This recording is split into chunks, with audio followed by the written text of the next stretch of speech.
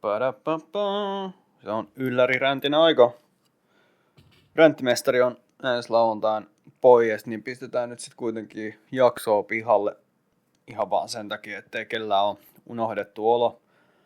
Ja nyt on taas kyllä ollut aivan huikea viikko. Ei tarvitse kuin hetkeksi tsekkaa itsensä ulos yhteiskunnasta ja jumaleissa, niin koko hommahan sulaa taas.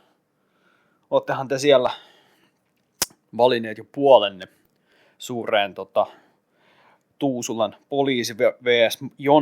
Mopo Jonne tapaturmaan. Nyt jos ei ole vielä puolta valittu siitä, että ollaanko lasten vai virkavallan puolella, niin sehän on nyt äkkiä kertokaa ja kaikille, että mitä mieltä te olette tästä huikeasta tapahtumasta. Hommahan on koominen kuin mikä, suoraan sanoen. Onneksi ei, niin kuin poliitikkojen mukaan, niin onneksi ei käynyt kenellekään kuitenkaan niin pahasti, mitä nyt 5 luuta meni kaverilla poikki tai jotain, eihän siinä. Mutta sen siitä saa. Sen siitä saa. Passatti painaa 2 tonnia, niin jätkä jäi sinne alle sitten. No, mutta eihän se nyt sinne alle jäänyt. Mitä nyt vähän suistui siitä tieltä? Koomista settiä, honestly. Jos nyt mietitään kuitenkin niin kuin tälleen jälkiviisaana, kun on järkevämpää miettiä, niin keissihän oli, että viritetty mopo, ja sitten sille ei ole kilpiä. Kilvetön mopo aiheuttaa reaktion, ja poliisi lähtee perään. Okei, selvä juttu. Ongelma henkilökohtaisesti mulle tulee vaan siinä, että mitä jos se mopo olisikin päässyt karkuun? Niin kuin, mitä sitten? Mitä sitten? Luuleeko, että mopo, jos ei ole kilpi, on jotenkin mahdoton sit tunnistaa jälkikäteen? Pitää ottaa koirat ja helikopterit esiin, että saadaan tämä mopomankeliini takaisin kiinni jostain. Mitä sitten? Pääsee karkuun. Ensi viikolla se löytyy jostain koulun pihasta ja homma oli siinä. Done. Nyt oli vähän silleen, sanotaan, että GTA-omainen toi kiinniotto. Totta kai siinä on varmaan tunteet kuumana ja mitä ikinä tekosyytä nyt kukin haluaa antaa poliisin neidille, mutta on tää nyt ihan vitun koominen keissi loppujen lopuksi. Niin kuin miettikää nyt vähän. 15V, vai oliko se 16V? Mopo Jonne. Ehti ajaa joku 200 metriä. Ja sit sä kiilaat sen puskaa. Niinku... Joo. Eipä siinä. Muistakaa käydä jo, nyt täytyy ottaa valita puolet tässä suuressa taistossa. Tämä on meidän kesä on kuitenkin kriittisiä, sosiaalisia ja poliittisia keskusteluja. Ja tässä täytyy nyt äkkiä valita puolensa, että oletko poliisin vai mopojonnen puolella. Ei Veeti tiennytkään, että jos mopolla ajaa ilman kilpiä, niin saattaa poliisi kiilata sut pusikkoon. Hupsis! Mitäs se nyt sillai? Olisi pitänyt ymmärtää tilanteen vakavuus. Se on kuitenkin hengenvaarallista ajaa ilman kilpiä viritetyllä mopolla. Sillähän pääsee ainakin 70. Huhhuh. Se on vaarallista ja on tosi vaarallista. Ja se on hyvä, että se saatiin nyt hoidettua. Mopo on varmaan takavarikossa ja Veetin käsipaketissa. Tää on nyt kaikki on fine. Rauha on laskeutunut ja nuori poliisikonstaapeli varmaan saa sitten ylennyksen siitä, että taisteli rikollisuutta vastaan. Joo, okei. Eihän siinä. Hienosti meni. Kaikin puolin. Sanoisin, että mopomiittei, jos meet osallistuu sinne, niin ilman kilpiä on vähän ehkä haaverihakusta toimintaa olla. Kun nyt me tiedetään vielä kaiken lisäksi tämä, että sieltä saattaa tulla Passatin kyljestä. Siitä on mopo uusiksi. Ja jalkapöytä ja käsi. Ja Iltalehteen artikkelit seuraavat 2 viikkoa. Ai että. Mä nautin näistä kyllä. Siellä on ollut semmoista suusta hengittäjä mielipidettä, että ei huhuu. Loppujen lopuksi on kuitenkin, jos nyt objektiivisesti oikeasti astutaan taaksepäin ja mietitään vähän tätä settiä, niin mopo ajaa yli rajoitusten okei, se voit ajaa sillä mitä? Mopoautoa päin, jalankulkijaa päin.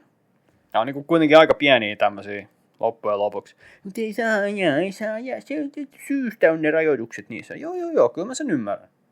Mutta niinku, mitä sitten, jos se pääsee karkuun? So what? Anna mennä. Who gives a shit? Positiivistahan tässä kuitenkin on se, että meillä on tämmöinen trendi tullut tuolta Amerikasta. Että ensimmäisenä asiana sivusta katsojat, kun näkee ihan mitä tahansa, niin kaikilta puolin äkkiä käteen ja kuvataan, että voidaan lähettää seiskalla vinkkiä tai mikä ikinä se onkaan se taka-ajoitus siinä, mutta on niin kuin äkkiä kuvataan. Nyt on siinä mielessä niin kuin positiivinen tapaus, että kuvattiin sitä, että saatiin tämmöinen pieni maistiainen jenkkilää tänne Suomeen, että tämä kyseinen tapaus oli sitten niinku poliisi. Ja niinku, ehkä semmoista pienen vallan väärinkäyttöä saattanut. Nyt saattaa ehkä vähän olla tässä näin. Semmoinen pieni tilannetaju, semmoinen pieni virhe tuossa tilanteen niinku tuomitsemisessa. Tai ehkä vähän saattaa olla tämmöinen joku pikku ylilyönti. En tiedä kuinka paljon tuommoisesta viritetystä moposta ilman kilpiä saa sakkoa. Oletetaan nyt kuitenkin, että se on varmaan joku pari satkuu ainakin. Meneekö päiväsakkoon mukaan? Paljonkohan ammattikoululainen ehtii tienata? Ei varmaan mitään, jos se asuu vielä himas. Ei saa edes tukia. Niin varmaan joku pari satkuu siitä tulisi sakkoa sitten ja kortti hyllyllä. Ja tommonen Passatin sivupeli oikominen, niin en tiedä kyllä. Onkohan se joku panssaripassatti sitten vielä, mutta kyllä mä veikkaisin, että se niinku aika varmaan tonni menee rikki äkkiä. Et kun tulee valtioajoneuvo sinne nyrkkipajalle, että fiksaatteko niin. No niin, pistetään parhaat miehet hommiin. Joo, ihan vitu hyvä juttu. Mutta muistakaa valita puolenne. Tää on tosi tärkeä juttu. Millään ei ole mitään merkitystä muuta kuin sillä, että oot sä osana vai vastaan. Me vai te. Tuista tuli mieleen, että jos kuuntelitte viime jakson, niin haluan vielä muistuttaa kaikkia kuuntelijoita, että työvoimaviranomainen, oli sitten Kela, Keha tai mikä vaan muu noista työllistämispalveluista, niin ne ei ole kenenkään kavereita. Että jos oot työtön työnhakija, niin sä et harrasta mitään, et tee mitään, mitä voisi kuvitella yritystoiminnaksi. Itse asiassa et käy edes toisten puolesta kaupassa. Et tee yhtään mitään muuta paitsi hae töitä, jos työvoimaviranomaiset kysyy. Muistakaa tämä. Tämä on tärkeä. Ja sehän on siis tärkeä sen takia, että käyt naapurin mummon puolesta kaupassa, niin se voidaan laskea sitten yritystoiminnaksi. Saat sulla 10. Sä teet sitä 15 minuuttia. Sä voit tehdä sitä 15 kertaa 4. Äkkiä niin 4 kertaa tunnissa. No niin, sä saat 20. Sä jumalauta. Poikahan tienaa 80 tunnilla. Ei perkele. Ei missään nimessä. Joten et tee mitään muuta. Sä makoilet vaan sohvalla ja haet töitä. Täyttelet niiden työllistymissuunnitelmia ja et käy verkkokursseja, et harrasta, et soita kitaraa, et tee hyvän tekeväisyyttä, et tee jumalat yhtään mitään. Saatana hae töitä, niinku pitää, vitu rotta, saatana luinen. Joo, johon tällainen niinku virallinen ränttimuistutus ja kuulutus kaikille. Muistakaa tää. Se on erittäin tärkeää, ettei vahingossakaan koeta tehdä yhtään mitään tässä maassa muuta kuin hakea töitä. Ja et oo saanut töitä vai? No mene vittu töihin. Kyllä te tiedätte. Ihana Suomi. No mut hei, onhan meillä näitä positiivisiakin uutisia. Nyt se on virallista. Vaalityö on aloitettu. Kaiken tämmöisen nuorison vastaan poliisi uutishomman keskellä, niin täytyy muistaa, että vaalit tulee ihan justiinsa. Ja virallinen vaalityöhän on aloitettu jo, koska meidän hyvä ystävämme friend of the show, niin sanotusti. Mauri Peltokangas on taas päässyt otsikoihin. Ja miksi Mauri on tänään otsikoissa? Oi että. No Mauri vähän kirjoitteli tuonne Facebookiin taas jotain jännittävää. Kyllähän me nyt tiedetään, että täytyy vähän käydä kirjoittelemassa aina. Että niin kuin ihmiset tietää, että sulla on vielä jotain sanottavaa. Ei voi vaan niin kuin sanoa sitä, vaan pitää vähän silleen, niin kuin, vähän ehkä pitää niin kuin maskeerata näitä kannanottoja ja mitä ikinä pystyykään. Käykää lukee Maurin helvetin hieno kirjoitus Facebookista. Se ei kuitenkaan niinku ole tässä niinku, se ei niinku seiso näiden sanojensa takana nyt sitten. Et jos me luetaan Ilta-Saatana artikkeliin, niin siltähän oltiin sitten kysytty, että jos puhutaan niinku toisten uskonnollisista taustoista tai tämmöistä, niin ei lähde kommentoimaan sitten kuitenkaan yksittäisen poliitikon uskonnollista ja kulttuurista taustaa. Ei ole minun asiani. Joka on niinku kaunista. Siis missä on meidän tiedätkö, semmoiset ylpeät, niinku läpikotaset, tiedätkö, ylpeät ja niinku oikeasti avoimesti rasistiset äijät. Et eihän tää nyt käy. Mikä homma? Kirjoitetaan kaikkea hauskaa nettiläppää, jotain niinku Wilhelm Junnila 88 ja mitä ikinä. Mut sit kun joku kysyy, että niinku, hei muuten mikä tää juttu on, niin ei. Perkele. Ollaan nyt oikeesti sitten. Mikä juttu? On pakko olla aina niin tälleen vähän niinku piilotellaan. Oi. Tulis ruumiita, jos mulle annettaisiin se raitiovaunussa tai metrossa. Mut sitten ei niinku, ei uskalleta olla silleen, että joo. Itse asiassa mä kyllä vihaan vähemmistöjä. Niin mikä homma? Meillä on puoluekin tätä nykyään varten. Et sinimustaan liikkeeseen vaan. Löytyy paikkoja kyllä, et sinne vaan. Vai meinaatteko, että siellä persuissa olisi jotenkin paremmat mahkut päästä sitten tonne eduskuntaan vaikuttaa asioista? Mikä juttu hei? Mä haluun niinku, tiedätkö, mä haluun niitä äijä, jotka on suoraselkäisiä, rehellisiä, kunnon rasisteja. Mistä te ootte? Ei löydy. Ei mistään. Tää on ihan naurettavaa. Miettikää nyt, kun joku Jyrki on tuolla jossain metässä ja mennyt vaalikopille ja miettinyt, että no niin, nyt pääsee vihdoinkin äänestämään natseja. Ja sit se pistää vaikka nyt sanotaan herra Maurille taas äänestyksen tonne noin. Pistä Maukka Peltokankaalle. Ja sitten siellä ollaan Maukka Peltokangas. Vihdoinkin pistää vähän koirapilliä. Kattokaa jätkät, no niin, en lähde kommentoimaan, mutta niinku, ei mitään tuommoista kiertelyä. Että sanot suoraan, Mauri, nyt perkele. Mut ei niinku mitään. Ihan vitun tylsää.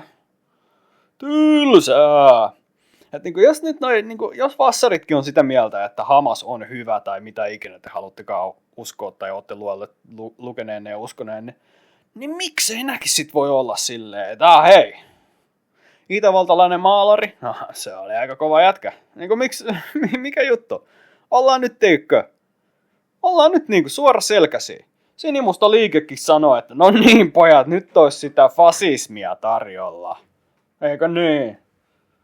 Mut ei kun vittu pitää aina hyssytellä olla ihan silleen, en mä nyt oikeastaan silleen.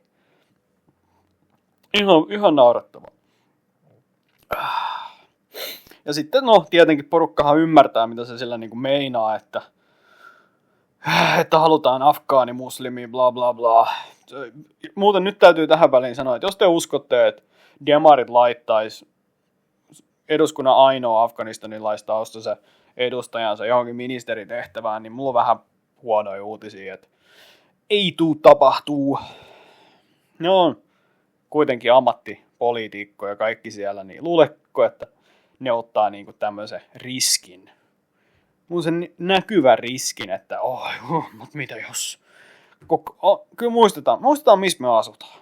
Täällä ei voi ymmärtää, että jonkun nimi ei olekaan Merji. ihan siis hei, perusjuttu. Et ei hätää, tiedättekö, öyhöttäjät siellä oikealla, no hätä. Et sit kun demarit todennäköisesti voittaa ensi vaalit, niin ei oo tulos Razmaier-ministeriin. Sori. Hirveästi voi öyhöä kyllä. Aina löytyy öyhöä. Sehän on ihan jo perussyy, että miksi mäkin tässä nyt taas höpötän. Öyhöttäminen on ilmasta ja yllättävän terapeuttista. Mut joo, hei, come on, Mauri. Tsemppaas nyt. Tsemppa liittee. Tää on ihan uskomatonta. Kyllä Mauri Peltokangas kyllä, että niinku jos ette muista miltä kaveri nyt näyttää, niin kaivakaahan kuvaa esiin. Mauri vähän nyt näyttää siltä, tiedättekö, että kun iskällä tulee joku kaveri käymään saunailtaan, niin sit äiti tulee hakemaan sut pois sieltä, että älä sä oot täällä näin. Anna miesten nyt olla siellä saunomassa sitten, että anna ne nyt kattoo tuota jääkiekopeliä. Kun sä oot nuori ja sä oot pieni ja sä et tiedä oikein minkä takia, mutta niinku, jostain syystä joka kerta kun Mauri setä tulee käymään, niin äiti tulee aina hakemaan sut pois sieltä. Ja mä tälleen niinku, muuten vaan tuli mieleen tässä. Enempää kaverista mitään tietämättä, mutta on se hauska, että jos sulla on tommoset PS-nahkaliivit auton etupenkillä, niin se on aina vähän silleen, se on vähän kyseenalainen. Nahkaliivit on muutenkin vähän semmoinen kyseenalainen, tiedättekö, asuste. Hirveän monesti, että niinku, siellä ei tapahdu kyllä niinku mitään semmoista, mikä kestäisi päivänvaloa, että jos sulla on nahkaliivit päällä, että ollaan nyt rehellisiä. Että se on 2 vaihtoehtoa, että joko me ollaan Pride-baarissa tai moottoripyöräläiskerholla. Niin, tai näköjään sitten jossain Persujen vaaliteltalla. Siellä on kans nahkaliivit vissiin. Ok, osa asustetta. Shoutout kaikki nahkaa pukeutujat. Se on niinku, se on statementti. Se on iso valinta. Se on iso valinta. On se kaunista. Mut joo, Mauri, hei, come on. Ehkä sit kun se pääsee taas, tiedäkö, kotiin. Sitähän mä odotan kyllä tässä, että sit kun tosi moni perusat tippuu todennäköisesti hallituksesta pois, kun ei ole vaan tilaa noissa erilaisissa paikoissa. Niin kuin vaikka Helsinki tulee olemaan tosi tiukka. Sieltä varmaan pääsee joku Halla-aho ja Rydmani vaan suurin piirtein läpi. Niin sitten kun ne joutuu ulkopuolelle, niin tulisiko tämmöinen uusi valta kuuluu kansalle -efekti tai meneekö ne osaksi toimintamiehiä tämän meidän hienon poliisi pyssyttelijän kanssa. Joo, se on kyllä muuten poliisi se kaveri. Joo, mitäköhän hänellä on ollut sanottavaa tästä itse asiassa Veetin ulosajosta. Veetin suistumiset. Ja. Aika paljon persui tuo oikeista puolueista itse asiassa. Taitaa olla kokoomuksessakin muutama. Onkohan ne kuinka aktiivisia poliiseja vielä. Ilmeisestihän poliisi ei saisi olla. No, mutta se hei, mikä juristi minä olen? Mikä hommaa? Eihän sillä nyt ole mitään merkitystä. Mut joo, shoutout Mauri. Shoutout Mauri. Se voisi olla hyvä, että sullekin joku ehkä vähän erilainen ura löytyisi. Mun mielestä se olisi niinku, sanotaan nyt näin, että kyllä niinku jotkut ihmiset kuuluu sahalle ennemmin kuin eduskuntaan. Että kyllähän niinku, että jos niinku vedetään toi ryömies meininki tuolta oikealta, niin jotkut niinku näistä vasemmistolta, niin se on ihan hyvä, että ollaan vaikka HR:ssä tai viestinnässä.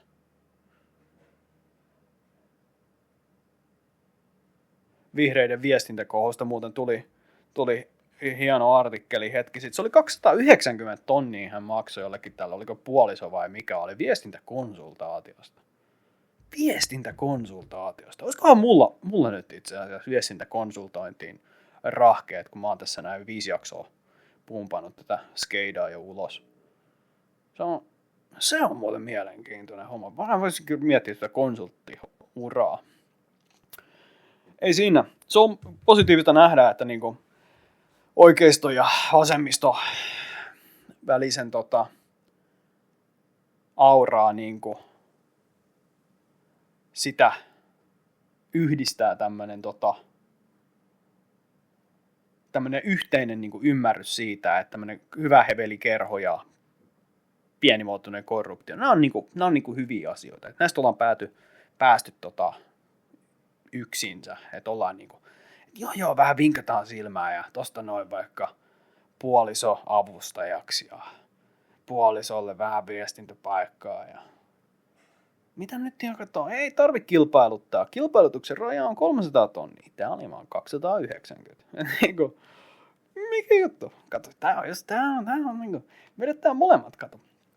Viilottiin vähän siinä linssiin sitten. Se on oikein hienosti. On kaunista.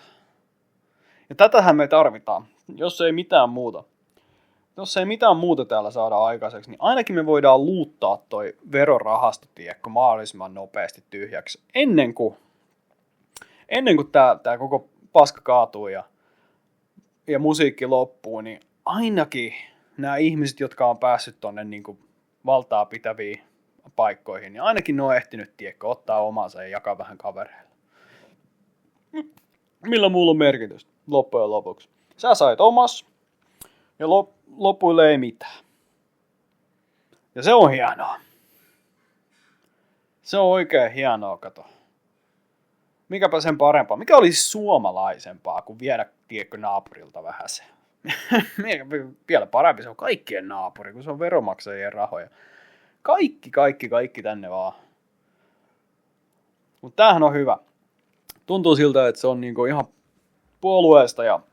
puolueesta ja hallituksesta riippumatta. On ihan sama, ketä siellä on, niin se on ensimmäinen asia, mistä pääsee aina lukemaan, että jonkun erityisavistaja sai duunin tai jonkun kaverin firma sai tarjouksen tai ihan sama, niin kuin näitähän riittää. Ensi vuonna luetaan taas, koputetaan puuta, luetaan taas näitä artikkeleita, kun on siellä jotain pahaa taas keksitty.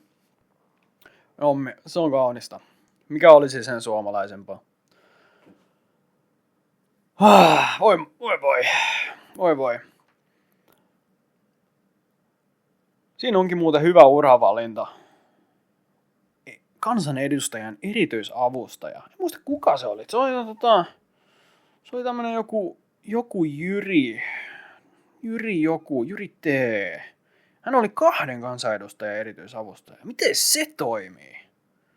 Miten sä voit olla 2 kansanedustajan avustaja? Onko tämä mahdollista edes? Joo. Jyri Tolgren omasta IG:stään 2 kansanedustajan avustaja. Miten se voi toimia tälleen? Onko tämä niinku ihan fine? Voiko pitää 2 työpaikkaa päällekkäin? No tässähän sä oot periaatteessa yhdessä firmassa, niin se on niinku ihan fine. Kai sitten, en mä tiedä. Jos me et töihin jonnekin pörssifirmaan, niin voiko ottaa sielläkin vaan 2 työpaikkaa? Tiedä siitä. Mut sä oot 2 kansanedustajan avustaja. Eli meinaatko se nyt sitä, että joku kansanedustaja, sähköposti tai ajanvaraukset, niin sä pallottelet molempia Outlook-kalentereihin. Onko tää se pointti? Tekeekö ne jotain muuta? Sen mä tiedän ainakin, että jos joku haluaa niin kuin ministereille ottaa yhteyttä, tarjoaa vaikka jotain podcastipaikkaa, joka on niiden lempiharrastus vissiin nykyään, kiertää noita podcasteja, kun se on hyvin trendikästä, niin sitten ne pitää mennä avustajien kautta. Eli se oikea filtteri niin kuin siitä, että mitä kyseinen ministeri näkee, niin sehän on siinä sitten niin kuin avustajatasolla, joka on hyvin mielenkiintoista. Eikö ole? Koska yleensä nämä avustajat on niin kuin jotain poliitikkopyrkyreitä, niin kuin esimerkiksi nuorisojärjestöissä tai muuten vaan saattaa olla joku edustaja, joka ei päässyt läpi välttämättä viime vaaleissa. Tai sitten se on se, puoliso, velipuoli, mikä ikinä, serkunminiä, kaima, kissanpennu, kummitäti. Who knows, näitähän riittää. Mä en käsitä, siinä ei ole mitään vaatimuksia. Sä voit vaan hakea, sitten ne varmaan katsoo, että sellainen päästä kertoimella. On vähän kiire, alkuun just alkanut kausi, whatever. Tai sitten sä tehnyt sen päätöksen etukäteen, tosta tulee mun avustaja, vittu hyvä tyyppi. Ja sitten sä pääset avustamaan. No mitä vittua? Sä oot niinku sihteeri vai? Vastaatko sen puheluun? Voisi testaa itse asiassa. Olisiko muuten mistään kotoisin? Pitäisikö alkaa soittelemaan kansanedustajia henkilökohtaisia numeroja läpi? Niin kuin Pasi Viheraho, joka soitti Jussille Halla-aholle silloin joskus 7 aamulla. Se oli mun mielestä oikein hieno veto. Me tarvittaisiin lisää Pasi Viherahoja tähän valtioon. Mun mielestä se olisi varmasti kaikille positiivista. Joita vapaan puheen advokaatteja, nakkisopan keittelijöitä. Niin, joo. Se olisikin kyllä paha, jos kansanedustajan avustaja olisi jotain vaatimuksia. Musta vähän tuntuu, että ei taida olla. Siellä on niitä muutama, on niitä katsonut, niin ei kyllä ihan hirveän ihmeellisiä vaatimuksia niin oo. Mutta eihän se mitään. Eipä ole toisaalta kansanedustajallakaan vaatimuksia, että sä voit kuvaa TikTokia tai kritisoida jotain muuta sieltä niin kuin oppositiosta vaan. Farmaa klippejä, tiiäks. Pakettiauto etupenkiltä, mitä ikinä, ja sinne pääsee. Se on vaan niinku can do asenteesta, kato kiinni. Et jos et pysty, niin se on vaan susta itsestäsi kiinni. Et menet vaan töihin. Vittu puhelin kauniiseen käteen ja rupeat alkaa duunaa. Ruvetaan värkkää. Ruvetaan tekemään duunia. Sitten sä kuvaat selfien videoa jostain Elokapina, kun ne kävi maalaan ne rappuset jollain värillä. Shoutout Elokapinan punavärimaalaussessiot. Mikä vittu juttu sekin oli. En tiedä. Mä haluaisin olla tossa ryhmächatissa mukaan. Ihan vaan niinku semmosena kärpäsenä katossa kysyä, että mitä vittua. Joku heittää ilmoille, että käydäänkö maalaa eduskuntatalon pylväät punaisella värillä. Ja sit sen sijaan, että joku olisi silleen, mulla on töitä. Tai että tää ei kuulosta hirveän hyvältä idealta. Niin sit joku, joo, tää on se mitä me tehdään. Mitä? Joo, uskomatonta. Se on musta lapaan syöttämistä. Tästäkin saatiin taas ihan jäätävät vitu oikeusta mouhot aiheeksi. Tää maksu näin ja näin monta 10 tonnia. Anteeksi, mut ensinnäkään miten vitussa toi maksaa yhtään enempää kuin 7 päivän tuntipalkat jollekin Tessin minimiläiselle painepesurin kanssa. Ihan vaan kyssäri. Ja sitten toiseksi, mistä vitusta sä rivi kansanedustajana voit edes tietää paljon toi maksaa. Et kävikö sä juttelemaan jollekin talonmiehelle ja sitten talonmies totesi, että joo, me ulkoistettiin se tonne jonnekin. Tuliko senaattikiinteistöt paikalle vai niin mikä juttu? Vittu, kuinka paljon voi maksaa 3 päivää vuokrata jotain nosturia ja painepesuria pitkällä letkulla? Niin kuin ihan vaan tälleen, heitetään nyt ilmoille tää. Rahankäyttö muutenkin aina on se lempiasia, mistä mouho. Sanotaan näin, että se vastapuolen rahankäyttö. Eihän se nyt oma rahankäyttö, sillä on mitään merkitystä. Päinvastoin. Painetaan villasella vaan. Who gives a fuck? On se hienoa, joo. Ei mut hei, shoutout Mauri. Vitun kova kirjoitus Facebookiskin vielä, missä se oma beissi varmasti, niin kuin on. Mennään sinne, missä se beissi on. Vaikutetaan siellä. Eihän se ole hauskaa, tiedätkö, postaa jonnekin Xään tai Threadsiin tai IGCen, kun sut voidaan ratioida siellä ihan maankoloa. Tosi nihkeet, tiedäks, että jos joku kommentti, missä on pelkkiä pelejä klovni-emojeja, niin saa enemmän tykkäyksiä kuin se sun postaus. Se on aina vähän nihkeetä. Kun eihän kukaan halua katsoa peiliin. Se on nihkeetä, kun joku on silleen, että hei, tää ei nyt niinku, nyt meni vähän tälleen niinku huonosti tää homma. Et on paljon kivempi vaan, tiedätkö, olla siinä omassa kuplas. Varsinkin, jos sä meinaat niinku seurata sitä keskustelua sen jälkeen. Että mites vaan, jos silleen postaa ja droppaa. Ei sun tarvii niinku enempää välittää yhtään mistään. Niinku postaa ja droppaa vaan ja sit se on siinä. Voit katsoa ehkä joskus jälkikäteen, who knows. Mutta se, että sä käyt jotain dialogia jossain Facebook-kommenttikentässä, niin mulla on kyllä huonoja uutisia. Ihan tuhoon tuomittu juttu. Missään some-alustalla. Niin kuin mä lainaan nyt hienoa jenkkikoomikkoa, varastaa sen vitsi ja kysyn, että niin kuin, milloin sulla oli viimeksi hauskaa? sosiaalisessa mediassa. Muistatteko te, kun se oli hauskaa? Oli Irkki-galleriassa vähän yksityisviestejä tai pääsikö mä sun ihkuboksiin vai mitä näitä nyt oli. Niin, oliko se silloin hauskaa? Vähän MySpacea? Et milloin viimeksi sosiaalisessa mediassa sulla on ollut hauskaa? Onks tehnyt lisää kavereja? Onks käynyt jotain hyviä keskusteluja? Onks oppinut jotain uutta kenties?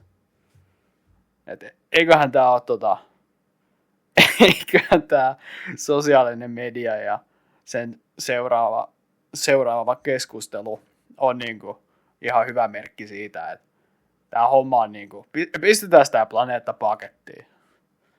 Se asteroidi voi tulla, joo, kiitos.